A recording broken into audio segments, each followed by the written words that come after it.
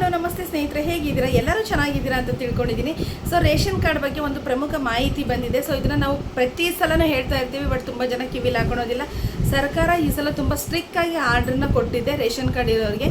So ಅದು ಏನಿದೆ ಏನು ಅಂತ ಹೇಳ್ಬಿಟ್ಟು ನಾನು ಇವತ್ತಿನ ವಿಡಿಯೋದಲ್ಲಿ ತಿಳಿಸ್ತೀನಿ. ಸೊ ದಯವಿಟ್ಟು ವಿಡಿಯೋನ ಎಲ್ಲೂ ಸ್ಕಿಪ್ ಮಾಡ್ದಲೇ ನೋಡಿ. ಇದು ನಿಮಗೆ ತುಂಬ ಮುಖ್ಯವಾಗಿ ಬೇಕಾಗಿರ್ತಕ್ಕಂಥ ಒಂದು ಮಾಹಿತಿ ಆಗಿದೆ. ಸೊ ಅದಕ್ಕಿಂತ ಮುಂಚೆ ಯಾರೆಲ್ಲ ನನ್ನ ಚಾನಲ್ನ ಸಬ್ಸ್ಕ್ರೈಬ್ ಮಾಡ್ದಲೇ ನೋಡ್ತಾ ಇದ್ರು, ಪ್ಲೀಸ್ ಸಬ್ಸ್ಕ್ರೈಬ್ ಮಾಡಿ, ಲೈಕ್ ಮಾಡಿ, ಕಮೆಂಟ್ ಮಾಡೋದನ್ನ ಮರಿಬೇಡಿ ಅಂತ ಹೇಳ್ತೀನಿ. ಸೊ ರೇಷನ್ ಕಾರ್ಡ್ ಇದ್ದವ್ರಿಗೆ ಏನಪ್ಪ ಪ್ರಮುಖ ಮಾಹಿತಿ ಅಂತ ಹೇಳಿದರೆ KYC. ಸ್ನೇಹಿತರೆ, ತುಂಬ ಜನ ಗೊತ್ತಿಲ್ಲ ಅನ್ಕೊತೀನಿ, ಅದು ಮಾಡಲಿಲ್ಲ ಅಂದರೆ ಏನಾಗುತ್ತೆ ಅಂತೇಳಿ. ಸೊ ಇವಾಗ ಎಲ್ಲನೂ ಡಿಜಿಟಲ್ ಆಗ್ತಿರೋದ್ರಿಂದ KYC ಅನ್ನೋದು ತುಂಬ ಪ್ರಮುಖ ಪಾತ್ರವನ್ನು ವಹಿಸುತ್ತೆ. ಸೊ ನಿಮಗೆ ಗೊತ್ತಿದೆ, ಮಾರ್ಚ್ 31ನೇ ತಾರೀಕು 2025 ಮಾರ್ಚ್ 31ನೇ ತಾರೀಕಿಗೆ KYCಗೆ ಕೊನೆಯ ದಿನಾಂಕವನ್ನು ನಮ್ಮ ರಾಜ್ಯ ಸರ್ಕಾರ ಘೋಷಣೆಯನ್ನು ಮಾಡಿತ್ತು. KYC ಮಾಡಿಸ್ಕೊಳ್ರಿ ಅಂತ ಹೇಳಿಬಿಟ್ಟು. ಇದನ್ನು ನೀವು ಸೈಬರ್ ಸೆಂಟರ್ಗಳಲ್ಲಿ ಮಾಡ್ಕೋಬೋದು, ಮತ್ತು ಆನ್ಲೈನಲ್ಲಿ ಮಾಡ್ಕೋಬೋದು. ಅಂದರೆ ನೀವು ಅಪ್ಲಿಕೇಶನ್ ಡೌನ್ಲೋಡ್ ಮಾಡ್ಕೋಬೋದು, ಅಥವಾ ನಿಮ್ಮ ಹತ್ತಿರದ ಆಹಾರ ಮತ್ತು ನಾಗರಿಕ ಸರಬರಾಜು ಇಲಾಖೆ ಇದ್ದರೆ ನೀವು ಅಲ್ಲೂ ಹೋಗಿ ಕೂಡ ಮಾಡ್ಬೋದು, ಅಥವಾ ನಿಮ್ಮ ಒಂದು ನ್ಯಾಯಬೆಲೆ ಅಂಗಡಿಗಳಲ್ಲೂ ಸಹ ನೀವು ಇದನ್ನು KYCನ ಮಾಡಿಸ್ಬೋದು. KYC ಮಾಡಿಸ್ಲಿಕ್ಕೆ ಯಾರ್ದನ್ನು ಮಾಡಿಸ್ಬೇಕು ಅಂತ ನೋಡೋದಾದರೆ, ನಿಮ್ಮ ಒಂದು ರೇಷನ್ ಕಾರ್ಡ್ಗಳಲ್ಲಿ ಎಷ್ಟು ಜನರ ಹೆಸರು ಇದೆ ಅಷ್ಟು ಜನರ ಒಂದು ಆಧಾರ್ ಕಾರ್ಡು ಮತ್ತು ಮೊಬೈಲ್ ನಂಬರ್, ಲಿಂಕ್ ಆಗಿರೋ ಮೊಬೈಲ್ ನಂಬರ್ನ ತೊಗೊಂಡೋಗಿ ರೇಷನ್ ಕಾರ್ಡ್ನ ತೊಗೊಂಡೋಗಿ OTP ಬರುತ್ತೆ.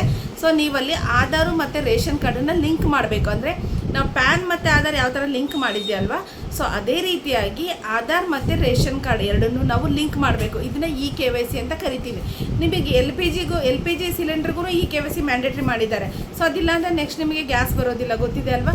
ಸೊ ಅದೇ ರೀತಿಯಾಗಿ ರೇಷನ್ ಕಾರ್ಡಿಗೆ ಇದನ್ನು ಮಾರ್ಚ್ ತಿಂಗಳು ಕೊನೆಯ ಡೇಟ್ ಅಂತ ಕೊಟ್ಟರು, ಮತ್ತು ಎಕ್ಸ್ಟೆಂಡ್ ಮಾಡಿದರು. ಸೊ ಇವಾಗ ಸರ್ಕಾರ ಸ್ಟ್ರಿಕ್ಟಾಗಿ ಆರ್ಡರ್ ಹೇಳಿದೆ, ಜೂನ್ 31ನೇ ತಾರೀಕಿನ ಒಳಗಾಗಿ ಯಾರೆಲ್ಲ ರೇಷನ್ ಕಾರ್ಡ್ದು KYC ಮಾಡಿಸೋದಿಲ್ವೋ, ಸೊ ಅಂಥವ್ರ ರೇಷನ್ ಕಾರ್ಡನ್ನು ನಾವು ರದ್ದು ಮಾಡ್ತೀವಿ ಅಂತ ಹೇಳ್ತಿದ್ದಾರೆ. ಸ್ನೇಹಿತರೆ, ನನ್ನ ಹಳೆಯ ವಿಡಿಯೋನ ನೋಡಿ, ನೀವು ಲಾಸ್ಟ್ ಕಳೆದ ವಾರದಲ್ಲಿ ಹಾಕಿರೋದು ಸುಮಾರಷ್ಟು ಜನರ ರೇಷನ್ ಕಾರ್ಡ್ಗಳನ್ನು ತೆಗಿತಾ ಇದ್ದಾರೆ. ಅಂದರೆ ಇವರು ಅರ್ಹರ ಪಟ್ಟಿನಲ್ಲಿ ಬರೋದಿಲ್ಲ ಅಂತ ಹೇಳ್ಬಿಟ್ಟು ತೆಗಿತಾ ಇದ್ದಾರೆ. ಸೊ ಹಾಗೇನಾದರೂ ನಿಮ್ಮ ಒಂದು BPL ಕಾರ್ಡ್ ಆಗಿರ್ಬೋದು, ಅಂತ್ಯೋದಯ ಕಾರ್ಡ್ ಆಗಿರ್ಬೋದು, ಅಥವಾ ಆದ್ಯತಾ ಕಾರ್ಡ್ ಆಗಿರ್ಬೋದು, ಈ ಕಾರ್ಡ್ಗಳನ್ನು ಮಾಡಿಸ್ಕೊಳ್ಳೋದು ತುಂಬ ಕಷ್ಟ ಇದೆ. ಯಾಕಂದರೆ ಇದು ಬಡತನ ರೇಖೆಗಿಂತ ಕೆಳಗಿದ್ದಂಥವ್ರಿಗೆ ಇರ್ತಕ್ಕಂಥ ಒಂದು ರೇಷನ್ ಕಾರ್ಡ್ಗಳಾಗಿರೋದ್ರಿಂದ. ಸೊ ನೀವು ನಿಮ್ಮ ಕೆಲಸದಲ್ಲಿ ಬ್ಯುಸಿ ಇರ್ತೀರಾ, ಇದೇನು ಮಾಡ್ತಾರೆ ಅಂತ ನೆಗ್ಲೆಕ್ಟ್ ಮಾಡಿ ನೀವೇನಾದರೂ ಬಿಟ್ಟರೆ ಅಂತ ಹೇಳಿದರೆ ಖಂಡಿತ ಮುಂದಿನ ತಿಂಗಳಿಂದ ನಿಮಗೆ ರೇಷನ್ ಸಿಗೋದಿಲ್ಲ. ರೇಷನ್ ಕಾರ್ಡನ್ನು ರದ್ದು ಮಾಡ್ತಾ ಇದ್ದಾರೆ. ಪ್ರತಿ ತಿಂಗಳು ಇಷ್ಟು ರೇಷನ್ ಕಾರ್ಡನ್ನು ತೆಗಿಬೇಕು ಅಂತ ಹೇಳ್ಬಿಟ್ಟು ಸಿದ್ದರಾಮಯ್ಯ ಸರ್ ಅವರು ಎಲ್ಲ ಒಂದು DCಗಳ ಜೊತೆ, CEOಗಳ ಜೊತೆ ಕಳೆದ ಒಂದು 15 ದಿನದ ಹಿಂದೆ ಮೀಟಿಂಗನ್ನು ಮಾಡಿದ್ದಾರೆ. ಅಂದರೆ ನಮ್ಮ ಕರ್ನಾಟಕದಲ್ಲಿ ಬಂದು 100ಕ್ಕೆ 75% ಅನರ್ಹರಿದ್ದಾರೆ, 25% ಮಾತ್ರ ಅದೇ ಅರ್ಹರು ಬರ್ತಾರೆ ಅಂತ ಹೇಳಿದ್ದಾರೆ.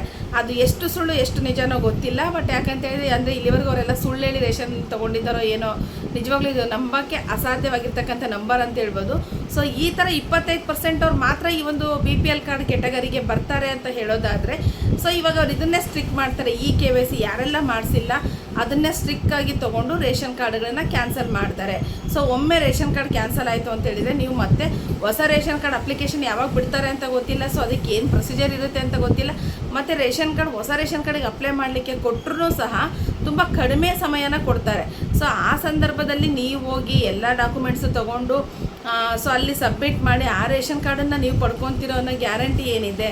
ಸೊ ಹಾಗಾಗಿ ಇರೋದನ್ನೇ ಉಳಿಸ್ಕೊಳಕ್ಕೆ ನೋಡಬೇಕು. ಸೊ ಯಾರೆಲ್ಲ ಇನ್ನೂ KYC ಮಾಡಿಸಿಲ್ಲ, ನಿಮ್ಮ ಒಂದು ರೇಷನ್ ಕಾರ್ಡ್ಗಳಲ್ಲಿ ಎಷ್ಟು ಜನರ ಹೆಸರು ಇದೆ, ನಿಮ್ಮ ಗಂಡ ಹೆಂಡತಿ ಮಕ್ಕಳು ಈ ಥರದವ್ರು ಇದ್ದರೆ, ಅಥವಾ ಮಕ್ಕಳು ಬೇರೆ ಊರಿಗೆ ಕೆಲ್ಸಕ್ಕೆ ಹೋಗಿದ್ರೆ, ಸೊ ಒಂದು ದಿನದ ಮಟ್ಟಿಗೆ ಅವರಿಗೆ ಬರಲಿಕ್ಕೆ ಹೇಳ್ರಿ. ಇಲ್ಲ ಅವ್ರು ಎಲ್ಲಿರ್ತಾರೋ ಅಲ್ಲಿಂದ ಮಾಡಲಿಕ್ಕೆ ಸಾಧ್ಯ ಆದರೆ ಟ್ರೈ ಮಾಡಿರಿ. ಬಟ್ KYC ಅಂತೂ ಮ್ಯಾಂಡೇಟ್ರಿ ಮಾಡಿದ್ದಾರೆ. ಸೊ ದಯವಿಟ್ಟು KYCನ 30ನೇ ತಾರೀಕು ಒಳಗಡೆ, ಜೂನ್ 30ನೇ ತಾರೀಕು ಒಳಗಡೆ ನೀವು ಮುಗಿಸ್ಕೋಬೇಕು ಅಂತ ಸರ್ಕಾರ ಒಂದು ಆದೇಶವನ್ನು ಮಾಡಿದೆ. ಸೊ ದಯವಿಟ್ಟು ಎಲ್ಲರೂ KYCನ ಮಾಡಿಸ್ಕೊಡ್ರಿ, ಯಾರೂ ನೆಗ್ಲೆಕ್ಟ್ ಮಾಡಬೇಡ್ರಿ. ನಾವು ಗೃಹಲಕ್ಷ್ಮಿ ಹಣ ಬಂದಿಲ್ಲ ಅಂತೇಳಿ ಸರ್ಕಾರಕ್ಕೆ ಕ್ವಶನ್ ಮಾಡ್ತೀವಿ, ಯಾಕೆ ಬಂದಿಲ್ಲ, 2 ತಿಂಗಳದ್ದು ಬಂದಿಲ್ಲ, 3 ತಿಂಗಳದ್ದು ಬಂದಿಲ್ಲ ಅಂತ ಕೇಳ್ತೀವಲ್ವ. ಸೊ ಅದೇ ರೀತಿ ಸರ್ಕಾರದವ್ರು ಏನಾದ್ರು ಒಂದು ಹೇಳಿದ್ದಾರೆ ಅಂತ ಕೇಳಬೇಕಾಗಿರೋದು ನಮ್ಮ ಒಂದು ಕರ್ತವ್ಯ ಆಗಿರುತ್ತೆ. ಸೊ ಹಾಗಾಗಿ ಎಲ್ಲರೂ ಯಾರೂ ನೆಗ್ಲೆಕ್ಟ್ ಮಾಡಬೇಡಿ. ಇನ್ನೂ ಯಾರು KYC, ಎಷ್ಟೋ ಜನದ ಅನ್ನಭಾಗ್ಯ ಯೋಜನೆ ಹಣನೇ ಬಂದಿಲ್ಲ, ಅವ್ರಿಗೆ ಅಕ್ಕಿ ಸಿಗ್ತಾ ಇದೆಯೋ ಇಲ್ವೋ ಗೊತ್ತಿಲ್ಲ. ಅವ್ರು ಏನು ಸ್ಟೇಟಸ್ ಕೂಡ ಚೆಕ್ ಮಾಡ್ತಾ ಇಲ್ಲ ನಮ್ದು ಏನಾಗಿದೆ ಅಂತ. ಇದೇ ಸ್ಟೇಟಸ್, ಇದೇ ಕಾರಣಕ್ಕೋಸ್ಕರನೇ ನಿಮ್ದು ಅನ್ನಭಾಗ್ಯ ಯೋಜನೆ ಆಗಿರ್ಬೋದು, ಗೃಹಲಕ್ಷ್ಮಿದಾಗಿರ್ಬೋದು, KYC ಸಂಬಂಧನೇ ನಿಂತಿರುತ್ತೆ. ಒಂದು ಸ್ಟೇಟಸ್ನ ಚೆಕ್ ಮಾಡ್ಕೊಳ್ಳಿ. ಚೆಕ್ ಮಾಡಿಕೊಂಡು ಇಲ್ಲ ಆನ್ಲೈನ್ ಚಾಲ್ತಿಯಲ್ಲಿದೆ ಅಂತ ಹೇಳಿದರೆ ಬಿಡಿ, ಚಾಲ್ತಿಯಲ್ಲಿಲ್ಲ ಅಂತ ಹೇಳಿದರೆ ನೀವು KYC ಮಾಡಿದ್ರೆ ಆಟೋಮೆಟಿಕ್ ಚಾಲ್ತಿಯಲ್ಲಿ ಬರುತ್ತೆ, ನಿಮಗೆಲ್ಲ ಒಂದು ಸೌಲಭ್ಯಗಳು ಸಿಗ್ತಾ ಹೋಗುತ್ತೆ. ಹೋಪ್ ಇವತ್ತಿನ ಈ ಒಂದು ವಿಡಿಯೋ ನಿಮ್ಗೆಲ್ಲರಿಗೂ ಹೆಲ್ಪ್ ಆಗಿದೆ ಅಂತ ತಿಳ್ಕೊತೀನಿ. ಯಾರೆಲ್ಲ ಕೊನೆವರೆಗೂ ನನ್ನ ಚಾನಲ್ನ ನೋಡಿದ್ರು ಪ್ಲೀಸ್ ಸಬ್ಸ್ಕ್ರೈಬ್ ಮಾಡಿ, ಲೈಕ್ ಮಾಡಿ, ಕಮೆಂಟ್ ಮಾಡೋದನ್ನು ಮರಿಬೇಡಿ ಅಂತ ಹೇಳ್ತೀನಿ. ಥ್ಯಾಂಕ್ ಯು ಎಲ್ಲರಿಗೂ.